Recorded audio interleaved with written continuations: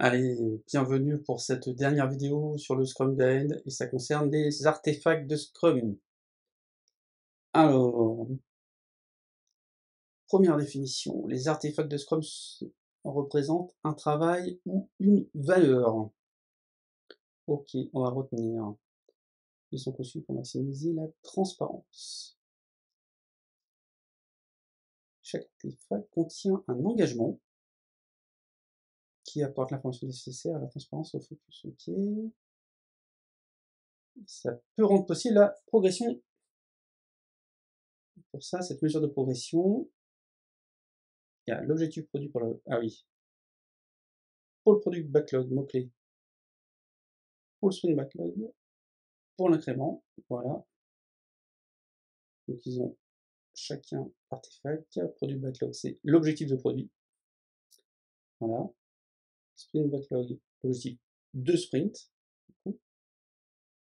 Hop, donc le T. Et l'incrément, c'est la définition of done. Quand est-ce que c'est fini?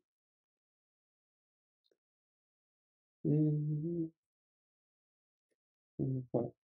Ça renforce l'empirisme, on le sait. Donc le product backlog, c'est le premier qui a comme engagement l'artefact objectif produit. Voilà.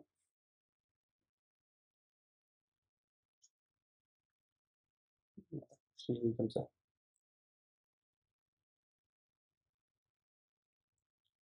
Sprint backlog, là, l'objectif du sprint. Sprint backlog bleu. Alors chacun son artefact. Et l'incrément, il a la définition of done, parce que c'est marqué comme ça plus bas. Incrément, oui, c'est bien fait, oui. Tac, c'est pas numéroté, mais c'est bien fait. Alors,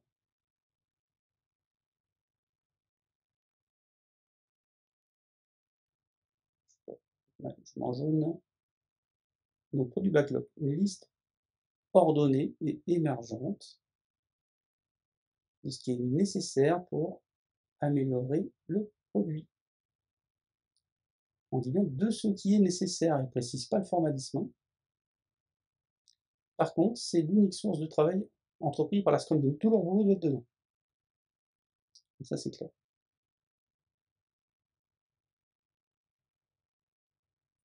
Donc, il y a aussi l'affinement du produit backlog.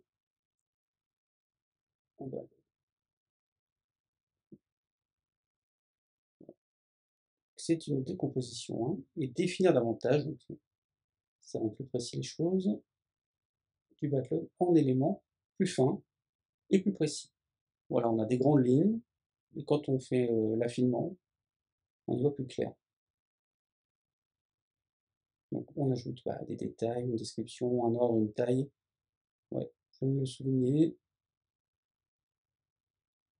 Et bien sûr, ça dépend de l'activité. On ne va pas jouer de la même manière sur les activités.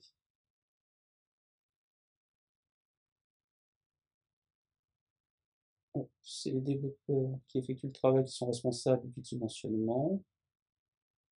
En fait, ils doivent demander le niveau de détail qu'ils ont besoin. Mais bien sûr, le product owner, il peut influencer en clarifiant les explications, il aide à trouver des compromis. Okay. Alors, l'artefact objectif de produit décrit un état futur du produit.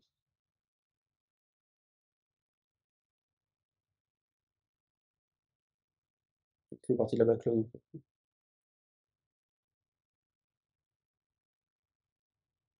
Donc là, on a la définition du produit. Ouais, on va le souligner.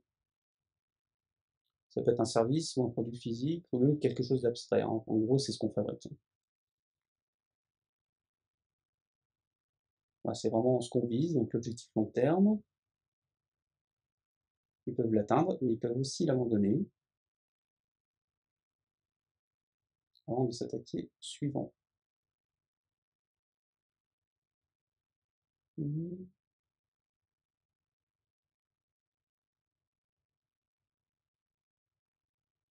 Voilà.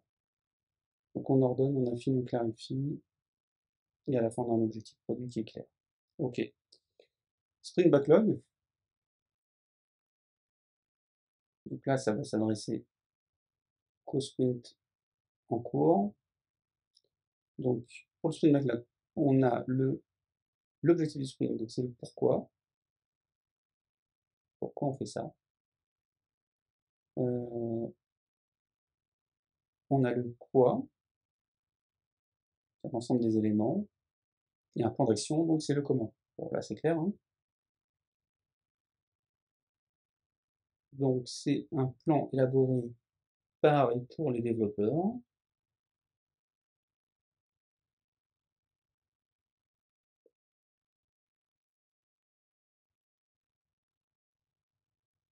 On ajoute tout au long du sprint, selon ce qu'on apprend.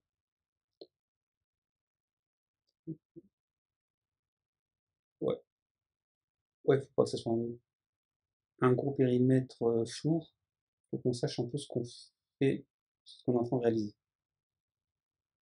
Donc c'est le Daily Scrum qui permet de voir un petit peu où on en est tous les jours, hein. On l'a vu dans la vidéo précédente. Donc l'artefact, c'est l'objectif de sprint. On va souligner en jaune. Donc l'objectif, c'est son unique but au sprint. Il y en a qu'un donc.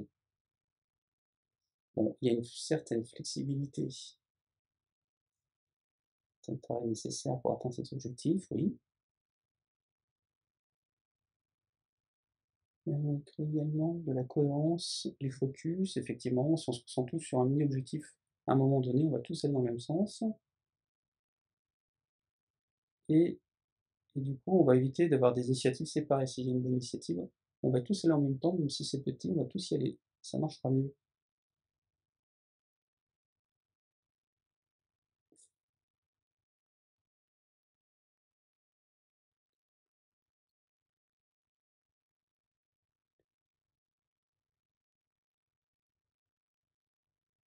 Ouais, alors on en parle déjà dans le sprint planning, puis après on le met au sprint backlog, ça me paraît. Ok.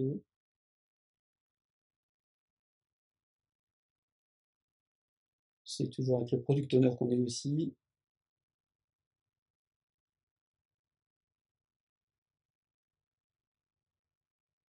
à condition que non, ça n'affecte pas l'objectif de sprint, ouais. Ok.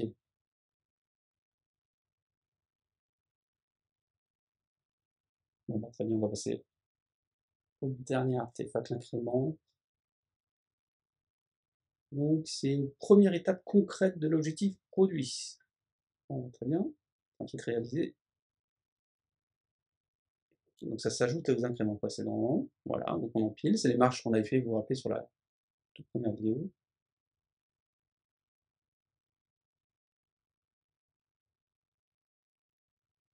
Comme on vérifie que tout fonctionne ensemble, pas de manière séparée.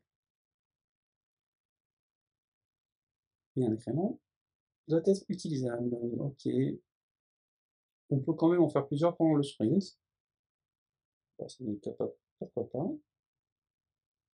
On monte de toute façon l'ensemble en sprint review pour voir si ça avait un sens.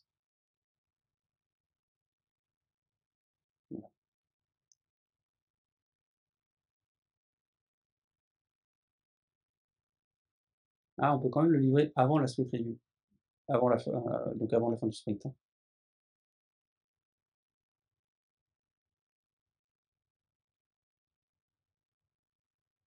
Par contre, ouais, s'il n'y a pas de définition of done, si ça ne correspond pas, on considère que c'est pas un incrément. L'engagement, donc cette définition of done, voilà, c'est la définition du fini. On se met tous d'accord sur cette définition, qu'est-ce qui est vraiment fini, comment on mesure. Voilà. Par contre, du coup, dès que l'élément, on estime qu'il est fini avec la définition du fini sur laquelle on s'est mis d'accord, alors on peut dire que c'est un incrément. Donc, voilà. On ne peut pas dire juste j'ai fini comme ça, il faut que c'est j'ai fini selon la définition partagée.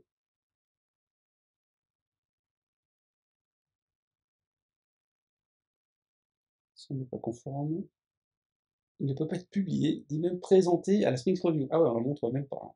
On fait pas perdre de temps aux gens, ça c'est intéressant. Mais par contre, on pourra le voir éventuellement après. OK.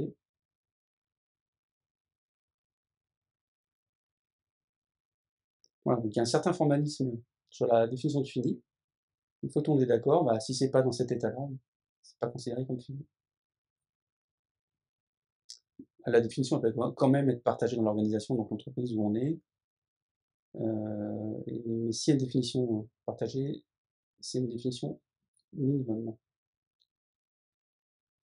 Voilà, c'est quand même à l'équipe de redéfinir localement ce qui est le plus approprié pour son produit.